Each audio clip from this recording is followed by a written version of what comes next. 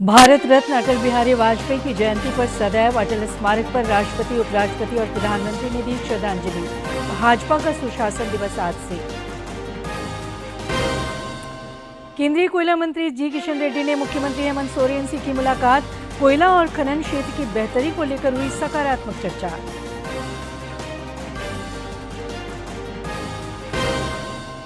झारखंड समेत देश भर में क्रिसमस की धूम। प्रधानमंत्री दिल्ली के cathedral church of the redemption में प्रार्थना सभा में हुए शामिल। राज्यपाल और मुख्यमंत्री ने दी बधाई। और 27 दिसंबर से रांची में होगा राष्ट्रीय योग प्रतियोगिता। अरुणाचल प्रदेश, असम, त्रिपुरा, मेघालय और सिक्किम की टीम पहुंची रांची।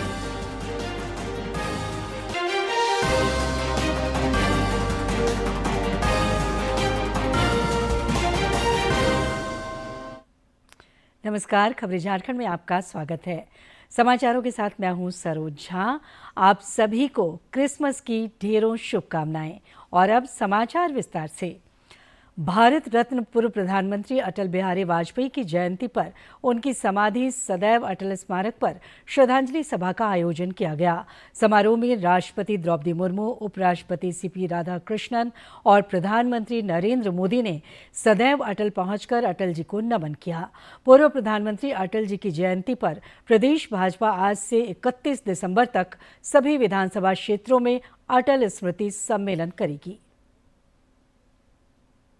प्रधानमंत्री भारत रत्न अटल बिहारी वाजपेयी जी की जयंती के मौके पर उनकी समाधि सदैव अटल पर आज सुबह श्रद्धांजलि समारोह का आयोजन हुआ। राष्ट्रपति द्रौपदी मुर्मू, उपराष्ट्रपति सीपी राधाकृष्णन और प्रधानमंत्री नरेंद्र मोदी ने सदैव अटल पहुंचकर अटल जी को नमन किया।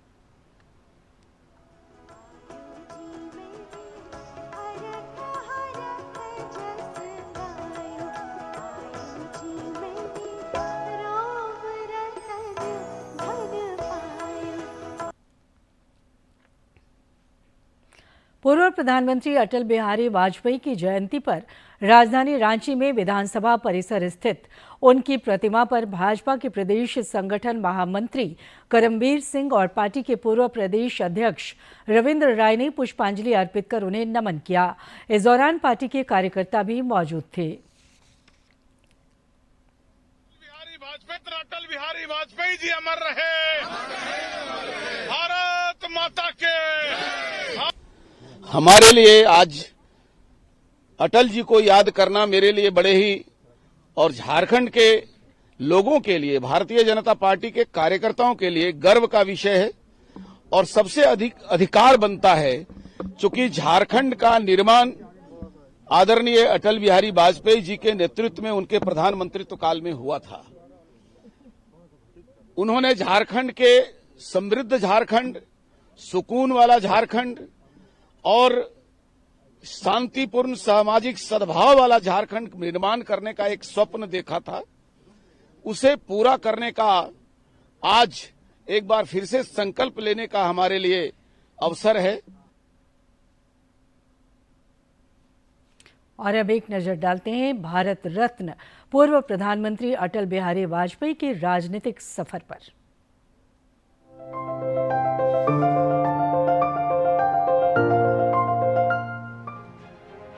इतिहास के एक लंबे कालखंड को खुद में समेटे अटल बिहारी वाजपेयी का सफर कई मायने में ऐतिहासिक रहा।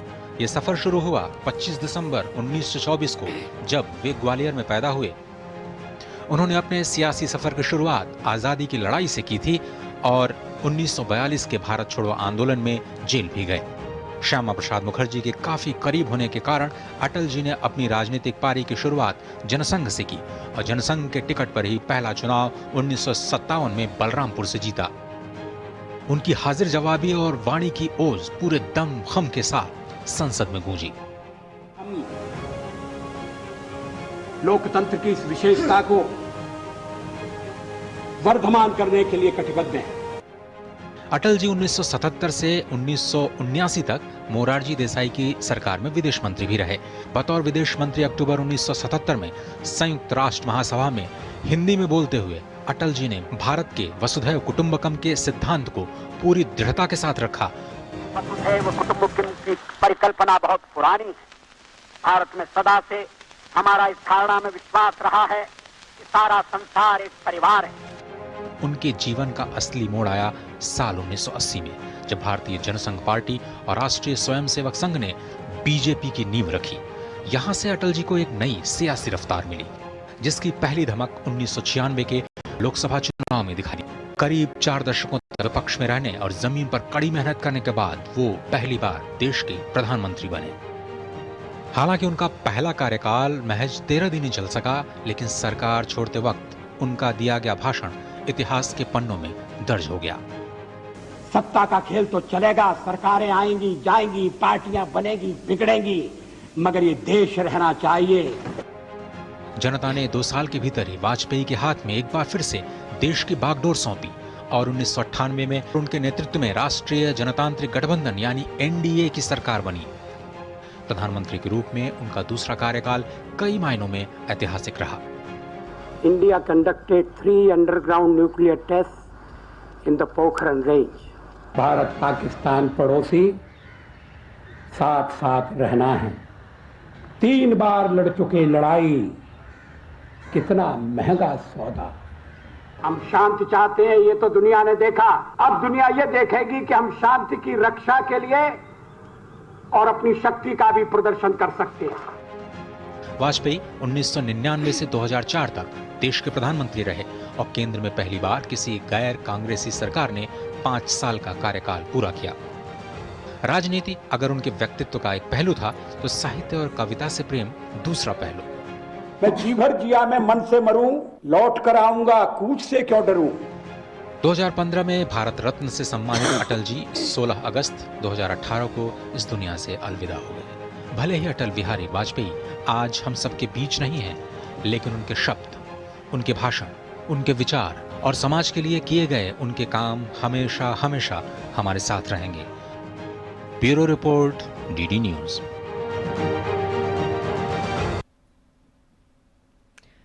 प्रधानमंत्री नरेंद्र मोदी आज लखनऊ में पूर्व प्रधानमंत्री भारत रत्न अटल बिहारी वाजपेयी को समर्पित राष्ट्र प्रेरणा स्थल का उद्घाटन करेंगे। बाद में श्री मोदी एक जनसभा को भी संबोधित करेंगे। 25 दिसंबर सुशासन दिवस और इसकी प्रेरणा स्रोत हैं भारत रत्न अटल बिहारी वाजपेयी। अटल बिहारी वाजपेयी ने देश के प्रधानमंत्री के रूप में 1999 से 2004 तक सुशासन के नए प्रतिमान गढ़े। ऐसे युग पुरुष की 101वीं जयंती पर प्रधानमंत्री नरेंद्र मोदी लखनऊ की यात्रा पर होंगे। दोपहर बाद आयोजित कार्यक्रम में वे राष्ट्र प्रेरणा स्थल का उद्घाटन करेंगे। ये लगभग 230 करोड़ की लागत से निर्मित है। 65 एकड़ में फैले इस प्रेरणा स्थल पर डॉक्टर श्यामा प्रसाद मुखर्जी, पंडित दीनदयाल उपाध्याय और पूर्व प्रधानमंत्री अटल बिहारी वाजपेयी की 65 फीट ऊंची कांस्य प्रतिमाएं स्थापित की गई हैं। श्रद्धेय अटल बिहारी वाजपेयी जी और श्यामा प्रसाद मुखर्जी जी, पंडित दीनदयाल उपाध्याय जी ने जो गरीबों के लिए काम किया, गरीबों की चिंता की कि अंत्योदय, जो पूरे वर्ल्ड में जो अंत्योदय पर सारी सरकारें काम करती हैं, उनकी स्टेचू वहाँ पर लग रहा है। श्रद्धेय अटल बिहारी वाजपेयी जी का जिस तरह से कद था, उस तरह की कांस्य की प्रतिमा यहाँ पे स्थापित होना, उनके साथ में दीनदयाल उपाध्याय जी जो अंत्योदय के इन्होंने विचारधारा रखी, हर व्यक्ति अंत्योदय तक पहुँचे, ऐसे पंडित दीनदयाल उपाध्याय जी, श्यामा प्रसाद मुखर्जी जी ने जिन्होंने देश के लिए कुर्बानी की है कि एक राष्ट्र होना चाहिए, एक ध्वज होना चाहिए, कश्मीर हमारा है, इस पे उन्होंने बलिदान दिया है। ऐसे महापुरुषों का सम्मान करते हुए आज हम सबके लखनऊ का गौरव बढ़ा हुआ है। पक्ष विपक्ष दोनों, उनको अज्ञात शत्रु कहा जाता था, तो अटल जी की मूर्ति की स्थापना से एक बड़ा उत्साह है। देश निर्माण में अपना सर्वस्व देने वाले स्वतंत्र भारत की महान हस्तियों के जीवन, आदर्शों और स्थायी विरासत को यहाँ संजोया गया है। ये राष्ट्र प्रेरणा स्थल समर्पित है मां भारती के 3 अमर सपूतों को। ये राष्ट्र प्रेरणा स्थल समर्पित है 3 महामानवों को। ये राष्ट्र प्रेरणा स्थल समर्पित है 3 राष्ट्र पुरुषों को। ये राष्ट्र प्रेरणा स्थल हर एक भारतीय को शरीर का कण कण और जिंदगी का क्षण क्षण राष्ट्र निर्माण के लिए समर्पित कर देने के लिए प्रेरित करेगा।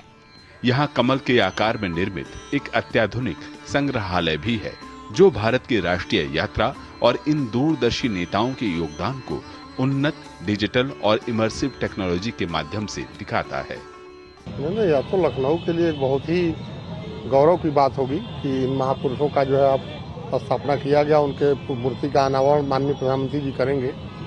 एक लखनऊ वासी होने के लिए हमारे लिए गर्व का विषय है, क्योंकि माननीय अटल बिहारी वाजपेयी जी लखनऊ से चुनाव भी लड़ते रहे और इसीलिए हमारे प्रधानमंत्री जी ने सोचा कि इस दिन हम जो है लखनऊ चलते हैं, तो ये एक लखनऊ वासी के लिए एक बहुत ही गर्व का विषय है। इतना समय किसी ने भी नहीं दिया है जितना लखनऊ को अटल जी ने दिया है। एक प्रेरणा स्थल वो लखनऊ का नहीं, पूरे जब भारत के लोग आएंगे उसको देखने के लिए जरूर आएंगे, ऐसा आकर्षक प्रेरणा स्थल वो बनाया गया है। राष्ट्रीय प्रेरणा स्थल निस्वार्थ नेतृत्व और सुशासन के आदर्शों को संरक्षित करने और बढ़ावा देने की दिशा में एक महत्वपूर्ण कदम है। लखनऊ से अश्विनी मिश्र और विकास सिंह के साथ ब्यूरो रिपोर्ट, डीडी न्यूज। केंद्रीय कोयला एवं खान मंत्री जी किशन रेड्डी ने मुख्यमंत्री हेमंत सोरेन से रांची में मुलाकात की। इस मौके पर राज्य सरकार तथा कोल मंत्रालय और कोल इंडिया की अनुषंगी इकाइयों के अधिकारियों के बीच कोयला और खनन क्षेत्र की बेहतरी को लेकर सकारात्मक चर्चा हुई। इस दौरान केंद्रीय कोयला मंत्री ने कोल खनन परियोजनाओं को लेकर आ रही समस्याओं से मुख्यमंत्री को अवगत कराया। मुख्यमंत्री ने कहा कि झरिया मास्टर प्लान तथा बेलगड़िया टाउनशिप परियोजना एक महत्वपूर्ण पहल है। इन परियोजनाओं के तहत विस्थापित परिवारों को सुरक्षित और सम्मानजनक जीवन प्रदान किया जा सकेगा। स्वास्थ्य मंत्री इरफान अंसारी कल धनबाद पहुंचे। वहां उन्होंने सदर अस्पताल पहुंचकर ओपीडी में मरीजों का इलाज किया। इस दौरान उन्होंने कहा कि सरकारी अस्पतालों में चिकित्सकों की कमी जल्द दूर की जाएगी। धनबाद दौरे के क्रम में स्वास्थ्य मंत्री ने शहीद निर्मल महतो मेडिकल कॉलेज और अस्पताल का निरीक्षण किया।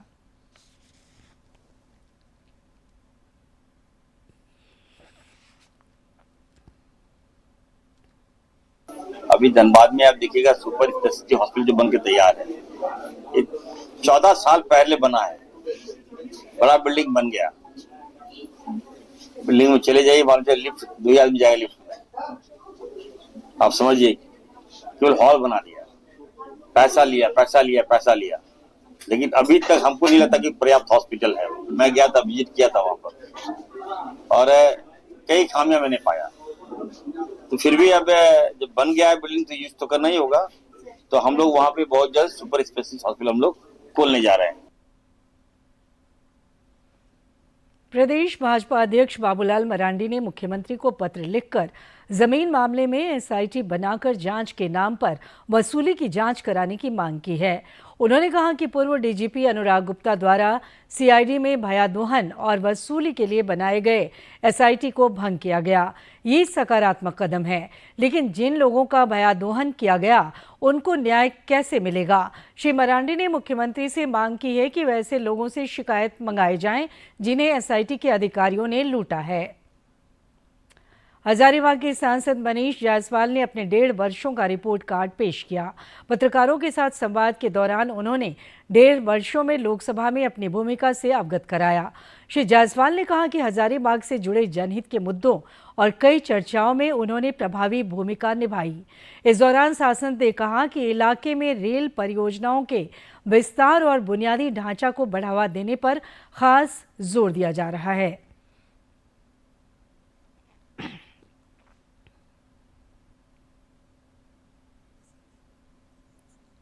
बेटियों का विवाह करवा रहे हैं। रामनवमी को और महान बनाने के उद्देश्य से जो पारंपरिक जो हमारा खेल था, दंड का खेल, उसको प्रोत्साहन देने का काम कर रहे हैं। गरीब बेटियों को के बीच में लहंगा वितरण करने का काम कर रहे हैं। सांसद खेल महोत्सव के माध्यम से बहुत सारे स्पोर्ट्स, अगर देखा जाए तो लगभग 30 से 32 हजार खिलाड़ियों को जो है हम लोगों ने इस बार इन्वॉल्व किया है। क्रिकेट में, फुटबॉल में, चेस में, आर्चरी में। पुलिस महानिदेशक तदाशा मिश्रा ने हजारीबाग स्थित आत्मसमर्पित नक्सली बंदी कारा का निरीक्षण किया। इस दौरान उन्होंने वहां रह रहे बंदियों से बातचीत कर उनका हालचाल जाना। उन्होंने बताया कि राज्य सरकार आत्मसमर्पण किए नक्सलियों और उनके पूरे परिवार का विशेष रूप से ख्याल रख रही है।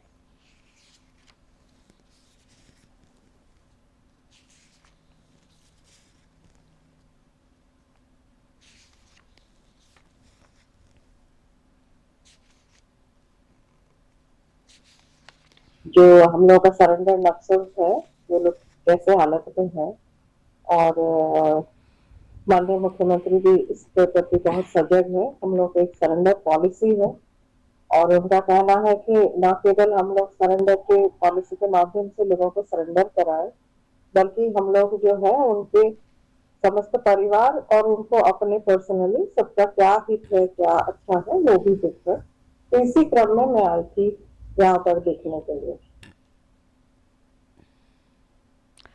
सीबीआई की विशेष टीम ने कल उप राजधानी दुमका के डंगाल पाड़ा मोहल्ले में एक अभियंता के आवास पर छापेमारी की। जानकारी के अनुसार अभियंता पर आय से अधिक संपत्ति अर्जित करने का मामला भुवनेश्वर में दर्ज किया गया है। इस मामले में सीबीआई अभियंता के आवास और उसके रिश्तेदारों के घर पर एक साथ छापेमारी की। सीबीआई की टीम ने करीब 4 घंटे तक घर में मौजूद कागजातों की गहन जांच की। इस दौरान टीम ने कई दस्तावेज खंगाले और कुछ अहम कागजात अपने साथ ले गई। छापेमारी के दौरान घर में मौजूद सदस्यों से पूछताछ भी की गई। हजारीबाग पुलिस ने साइबर ठगी के एक बड़े नेटवर्क का खुलासा किया है। सदर एसडीपीओ अमित आनंद ने बताया कि साइबर ठगी में संलिप्त 9 लोगों को बड़ी संख्या में सिम कार्ड 27 मोबाइल के साथ गिरफ्तार किया गया है।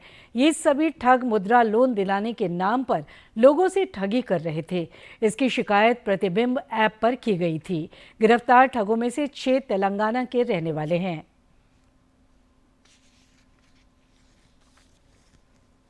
जीएसटी टैक्स लेने के नाम पे ये लोग पहले जो विक्टिम्स होते थे उनसे कुछ रुपया उधार लेते थे कि आपको कुछ अमाउंट का लोन पास करा देंगे। और इसी संदर्भ में जब हम लोगों ने छापामारी की तो हमें कुल 9 अभियुक्त को विधिवत गिरफ्तार किया, जिनके पास से हमें कुल 27 मोबाइल मिले, 7 सिम कार्ड और 23 रजिस्टर मिला, जिसमें विक्टिम्स, इनके लेन देन, किनका फोन नंबर है, आगे का टारगेट कौन कौन लोग होने वाले थे, इसका उसमें लिस्ट डिटेल्स मिला है। उधर धनबाद में भी साइबर अपराधियों के खिलाफ पुलिस को बड़ी कामयाबी मिली है। नगर पुलिस अधीक्षक ऋत्विक श्रीवास्तव ने बताया कि गोविंदपुर थाना क्षेत्र में एक गेस्ट हाउस में छापेमारी कर पुलिस ने 4 शातिर साइबर अपराधियों को गिरफ्तार किया है। उन्होंने बताया कि पकड़े गए सभी आरोपी स्नातक पास हैं और तकनीक का सहारा लेकर लोगों की मेहनत पर डाका डाल रहे थे।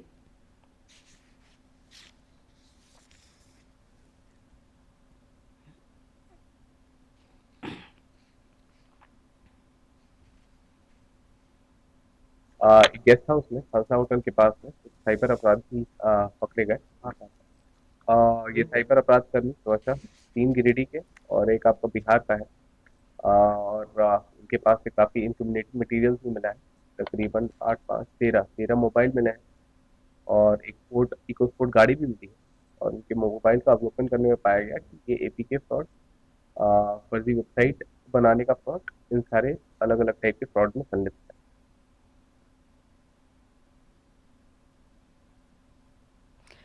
झारखंड समेत देश भर में प्रभु यीशु का जन्म दिवस हर्ष और उल्लास के साथ मनाया जा रहा है। आज के दिन को मसीही विश्वासी क्रिसमस त्योहार के रूप में मनाते हैं।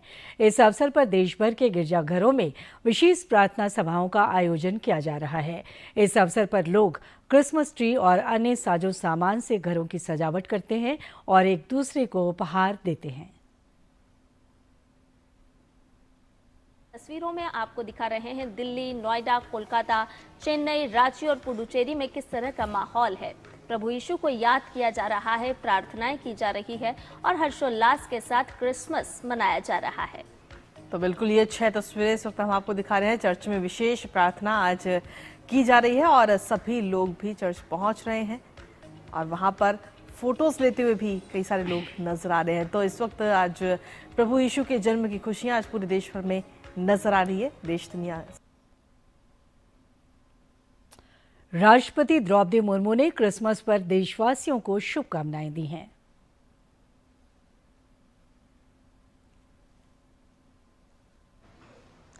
राष्ट्रपति द्रौपदी मुर्मू ने क्रिसमस की पूर्व संध्या पर देशवासियों को हार्दिक शुभकामनाएं दी। अपने संदेश में उन्होंने कहा कि क्रिसमस आनंद और उत्साह का पर्व है जो प्रेम और करुणा का संदेश देता है। उन्होंने प्रभु यीशु मसीह द्वारा मानव कल्याण के लिए किए गए बलिदान का स्मरण किया। साथ ही समाज में प्रेम, सद्भाव और सेवा की भावना को अपनाने का आह्वान। प्रधानमंत्री नरेंद्र मोदी ने क्रिसमस के अवसर पर दिल्ली के ऐतिहासिक cathedral church of the redemption में प्रार्थना सभा में भाग लिया। इस दौरान उन्होंने प्रार्थनाओं, कैरल गायन और भजनों के बीच सामाजिक सद्भाव का संदेश दिया।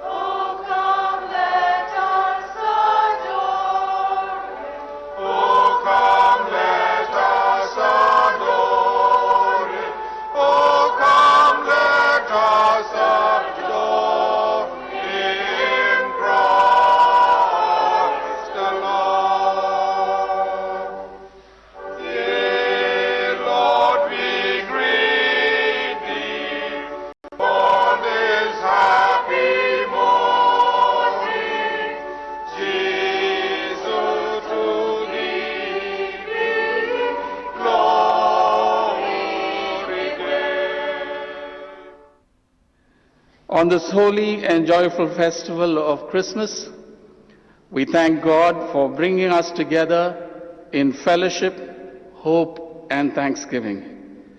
May the light of Christ, who came into the world to dispel darkness, guide our leaders, bless our church, and bring peace, justice, and goodwill to our nation and the world. Once again, we warmly welcome you all and wish everyone a blessed and joyous Christmas. Lord God, heavenly King, Almighty God and Father, we worship you, we give you thanks, we praise you for your glory.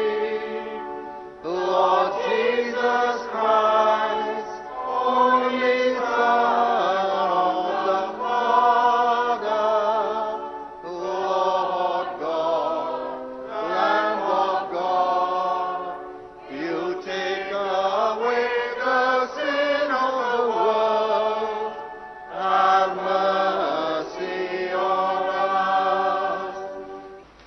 Father, we still our hearts before you on this Christmas morning.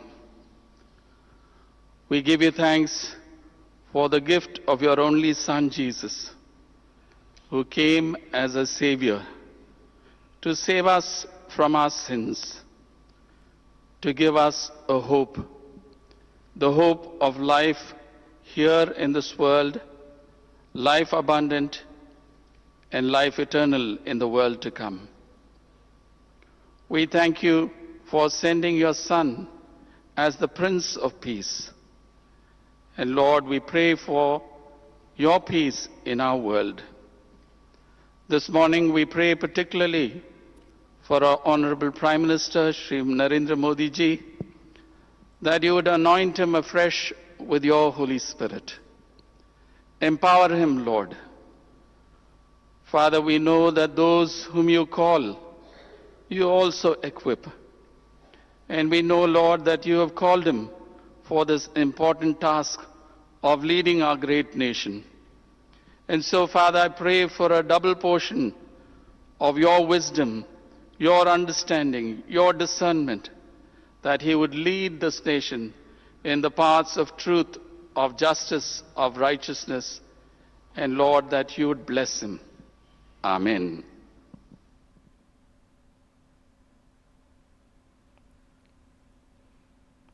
राजधानी रांची समेत राज्य भर में प्रभु यीशु के जन्म दिवस के उपलक्ष्य में आज क्रिसमस का त्यौहार हर्षोल्लास के साथ मनाया जा रहा है।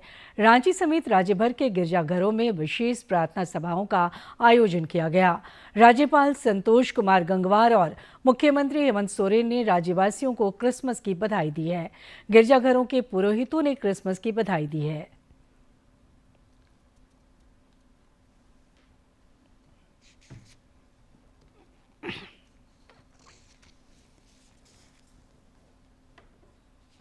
पूरे विश्व के लिए भी और भारत के सभी देशवासियों के लिए भी संदेश एक ही है और हर साल की तरह ये क्रिस जयंती वही संदेश लेकर के आती है, शांति का, सद्भावना का और आपसी तालमेल का, जिसमें हम शांतिपूर्वक सौहार्दपूर्ण ढंग से जी सकें और हर एक को हम ईश्वर की सृष्टि मानते हुए पेश आ सकें, हर एक को अपना भाई अपनी बहन ऐसा मान सकें।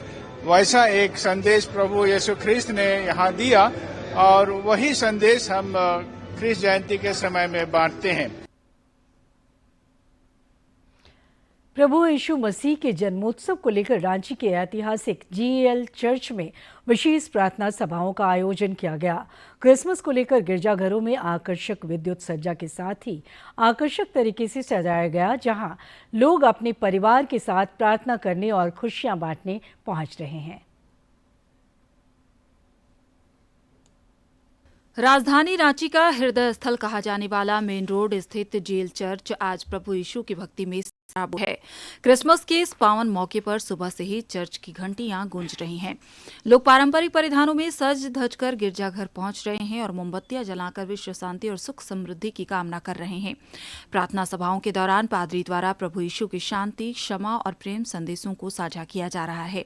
यहाँ आए अनुयायियों का उत्साह देखते ही बन रहा है। हम लोग जमा हुए हैं हमारे प्रभु यीशु मसीह के जन्म पर्व के अवसर पर, जो हमारे मान्यता के अनुसार संसार का पाप हरण करने के लिए जन्म लिए और इस संसार को एक शांति का संदेश देने के लिए इस धरती पर अवतरित हुए। प्रभु यीशु मसीह का जन्म हुआ था यरूशलेम के बैतलहम नगर में और उनका जो जन्म हुआ वो हमारे लिए एक उद्धार का कारण हुआ।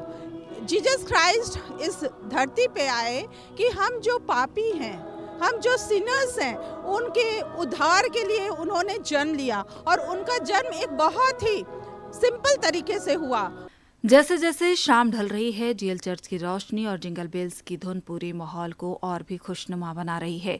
प्रभु यीशु का यह जन्मोत्सव न केवल मसीही समाज बल्कि हर धर्म के लोगों के लिए खुशियां और भाईचारे का संदेश लेकर आया है। यहाँ आके मुझे बहुत अच्छा लगा। मैं पहली बार आई हूँ यहाँ पे। अच्छा है, सजावट भी अच्छी है और बहुत अच्छा लगा और मेरी फ्रेंड है। हम लोग यहाँ पहली बार घूमने आए इस चर्च में। अच्छा लग रहा है, मज़ा आ रहा है। आज का दिन 4 अलग अलग प्रोग्राम चर्च का होता है, वही सब हम लोग लगाते हैं। आज हम लोग सुबह में करीब 12 बजे आए हैं यहाँ और दुकान लगाए हुए हैं और हम लोग के पास है बाइबिल है, सख्सीबानी है, जो भी इस चर्च में गाना होता है ना उसी का गाना बुक है। चर्च के अंदर जहां आध्यात्मिक माहौल है, वहीं चर्च परिसर के बाहर उत्सव की रौनक देखते ही बन रही है। यहां सजी दुकानों में सांता क्लॉज की टोपी, स्टार, कैंडल और मसीह के जन्म की चरनी खरीदने के लिए लोग आ रहे हैं। चर्च परिसर में दुकान लगाने वाले दुकानदार भी काफी खुश हैं। पवित्र त्यौहार क्रिसमस कल पूरे देश में मनाया जाएगा, लेकिन राजधानी रांची में इसका रौनक पिछले कई दिनों से दिखाई दे रही है। आज हम रांची के ही एक चर्च में आए हुए हैं, जहां पे आपने ईसा मसीह के अनुयायियों से सुना कि क्रिसमस का त्यौहार और ईसा मसीह इनके लिए कितना महत्व रखता है। कैमरामैन विकास के साथ मैं सूरज कुमार, DD न्यूज़ झारखंड।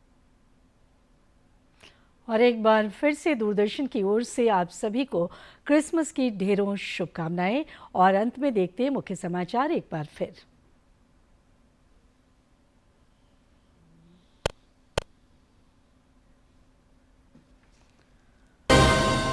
भारत रत्न अटल बिहारी वाजपेयी की जयंती पर सदैव अटल स्मारक पर राष्ट्रपति, उपराष्ट्रपति और प्रधानमंत्री ने दी श्रद्धांजलि। भाजपा का सुशासन दिवस आज से।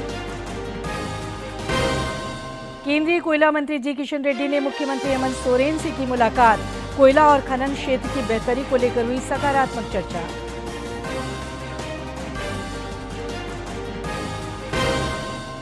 झारखंड समेत देश भर में क्रिसमस की धूम। प्रधानमंत्री दिल्ली के cathedral church of the redemption में प्रार्थना सभा में हुए शामिल। राज्यपाल और मुख्यमंत्री ने दी बधाई।